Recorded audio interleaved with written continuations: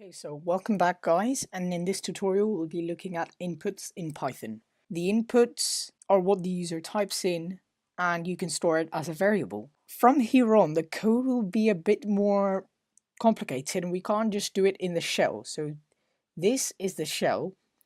We're gonna have to create a file, a Python file instead of a shell. So the way we do that is by going to file and then we can go to new file, or you can just type in Control or Command N on your keyboard and you get this window. So what we can do here is we can create a variable called user_input and we can set it equal to, now this is the keyword, it's called input and it does highlight in purple color. After input we have the brackets, and then in the brackets and in quotation marks you type in what you want to ask the user. So what is your name?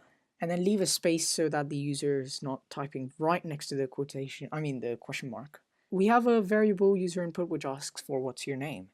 Now what do we want to do with it? Well, we can just print it out for now. So we can print user_input.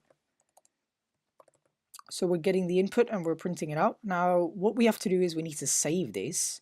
So we can save this as inputs and save. Okay, and then you can run it. So there we go. The way we can run it is by typing function F5 key, or you can go up here, run, and then run module. So run, what is your name? I'll type in my name and then it just prints it out. So this is inputs. We've got some inputs going on here. Now how are these useful? Well, we can ask a question. This is how we get the inputs in our quiz. We need to store each question as a variable and then we ask the question and then we need to check for it. So we can do a quick question example.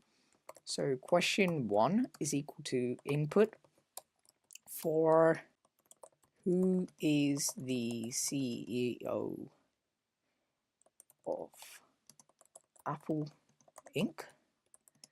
Okay, so now we can just print out, once they input the answer, we can just say, well done, you have given your answer. We're not going to check for the question yet. That'll be a later on tutorial called if statements. That's a bit more advanced. But for now, we'll just print out, well done, you've answered the question. So save and run. So, oh, this is gonna, okay.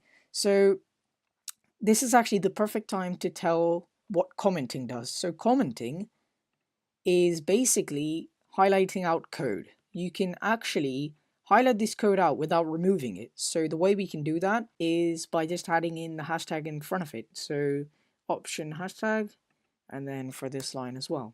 So now this code won't be read by Python, but it's there. So now if I save it and run it, who's the CEO of Apple Inc? So directly goes into that. So we can type in Tim Cook. Well done, you've given your answer. It's very easy. Well done guys, you've managed to finish inputs. So that's the end of this tutorial, really basic inputs. I'll see you in the next tutorial.